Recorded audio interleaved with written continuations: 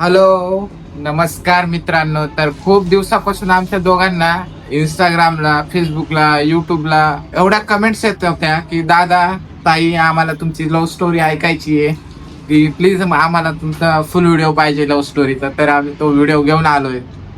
Finally तुम्हाला आता बघायला भेटेल आमची लव्ह स्टोरी काय होती. सर्वात आधी आपण स्टार्टिंग करू की आमची ओळख कशी झाली. तर आमची ओळख झाली होती फेसबुकच्या प्लॅटफॉर्मवरून, की यांनी मला एक फ्रेंड रिक्वेस्ट पाठवलं होतं. असं फ्रेंड रिक्वेस्ट पाठवता तो रिक्वेस्ट मला आला होता आणि तो रिक्वेस्ट मी उचलायला 10 ते 15 दिवस लावले होते. आणि तो रिक्वेस्ट उचलल्यानंतर लगेच यांचा हाय पण आला होता मला बोलायला. पण एवढं काय आमचं बोलणं झालं नव्हतं तेव्हा. पहिल्या दिवशी किंवा 8-10 दिवस असंच की hi bye, good morning, good night एवढंच होतं. आणि त्याच्यानंतर मी ही नाही का थोडस मला बोलली नाही का, तू कुठे राहतो, काय करतो. मी पण तिला तेच विचारलं, तू काय करते. तिने सांगितलं माझं कॉलेज चालू आहे 12वीचं. आणि मला पण विचारलं, मी पण तेच सांगितलं, मी पण 12वीला आहे. त्याच्यानंतर नाही का असंच बोलणं चालायचं आमचं थोडे दिवस, 4-5 दिवस. जेवली का, उठली का, असं चालायचं आमचं. रोज नाश्ता झाला का. त्याच्यानंतर ती अचानक 15 दिवस गायब झाली. 15 दिवस गायब झाली. तर मी तिचं रोज बघायचो, यार कधी ऑनलाईन येते, ही कुठं गेली. कारण मला तिच्यापासून मनच नाही लागायचं. असं आम्ही रेग्युलर बोलायचो ना 2-3 महिन्यापासून. मग यार मी म्हणायचो गेली कुठं. त्याच्यानंतर ती अचानक ऑनलाईन आले तर यांचा अचानक एक मेसेज आला मला की मला तुझ्या वाचून करमत नाहीये आता म्हणून. मी म्हणलं हे असं कसं काय झालं. तर हे म्हणलं आले की मला तुला बोलू वाटतंय, मला तुझ्या वाचून करमत नाहीये आता. तर यांनी मला प्रपोज केला होता तेव्हा. मीला असं म्हणलो, यार तू कुठं होती एवढ्या दिवसापासून, मला थोडं पण मन लागत नव्हतं तुझ्या वाचून. मी म्हणे तुला असं काय होतंय, तू मला जास्त दिवस बोलला पण नाही. 2-3 महिन्यातच माझ्या मनात असा काही विचार नाही, काय नाही. मी बोललो मला हे काहीच नाही माहिती, मला तुझा नंबर पाहिजे. असं बोललो, तुझा नंबर पाहिजे. ती म्हणे नाही, माझा नंबर नाही देत मी कोणाला.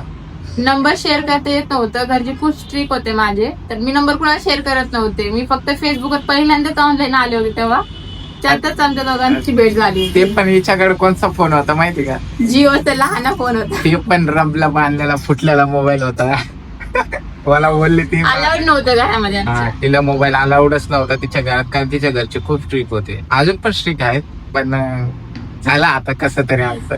आणि त्याच्यानंतर मग 12वीचा रिझल्ट लागला आमचा. नंबर तर दिला तिने नंतरून. मग त्याच्यानंतर आम्ही बोलणं चालू झालं. त्याच्यानंतर मग आम्ही भेटायचा पण प्लॅन केला. मग ती काय बोलली, माझं 12वीचं वर्ष आहे, 12वी जेव्हा माझी होईल तेव्हा आपण भेटू. मग ते भेटण्यासाठी मला जालन्यावरून आले होते. त्यांचा एक मित्र होता. पण जालन्यावरून कसं आलं होतं तुला माहिती का. जालन्याला ऐका माझा एक मित्र होता विजय नावाचा, त्याच्या घरी मी हिला भेटायसाठी 10 दिवस राहिलो.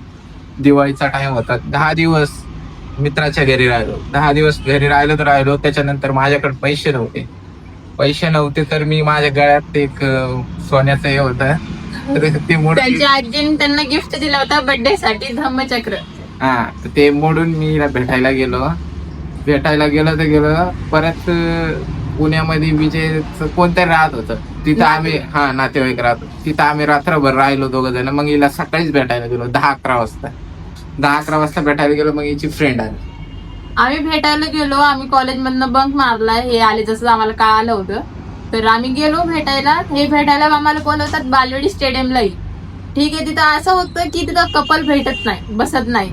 आणि तिथे लोक आम्हाला बोलू लागले की इथं असं बसू नका, चांगलं वाटत नाही, लेकरं येत आजूबाजूला. तर एवढं लांबून आले तर आम्हाला फक्त 1 ते 2 तासच बोलायला भेटलं. आणि ऐका ते जाऊ द्या, चहा पाण्याचं जाऊ द्या. आता आम्ही एवढं लांबून येतो ट्रॅव्हल करून 350 ते 450 किलोमीटरवरून. या मॅडमने आम्हाला चहाला पण विचारलं नाही.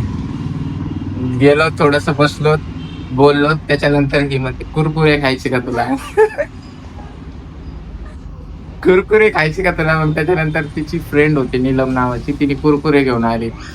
कुरकुरे खाल्ले आम्ही. त्याच्यानंतर मग असंच बोलणं चाललं आमचं नाही का. मग ते वापस गेले. असंच रिलेशनशिप आमचं चालू राहिला. परत लॉंग डिस्टन्सशिप मध्ये 1 ते 2 वर्ष. मग आमचं अजून रिलेशनशिप खूप स्ट्रॉंग झालं. स्ट्रॉंग तर झालं, कारण की आम्ही भेटलो, बोललो, एक दुसऱ्याला समजलं आम्हाला. मग हे वापस गेले. 2-3 वर्ष रिलेशनशिप चांगलं चालू राहिला. आता विषय गेला की घरच्यांना सांगायचं. घरच्यांना कधी सांगितलं ते आता ते बघा, घरच्यांना कधी सांगलं ते आम्ही पुढच्या व्हिडिओ मध्ये सांगू. तर हे थोडस ट्विस्ट आहे. घरच्यांना कसं सांगितलं, काय काय झालं होतं आणि लग्न कसं झालं आमचं, दोन्हीच्या मर्जीने झाले, एकाची मर्जीने झाली. हे पुढच्या व्हिडिओ मध्ये कळेल तुम्हाला. त्याच्यासाठी हा व्हिडिओ लाईक करा आणि चॅनलला सबस्क्राईब करायला विसरू नका.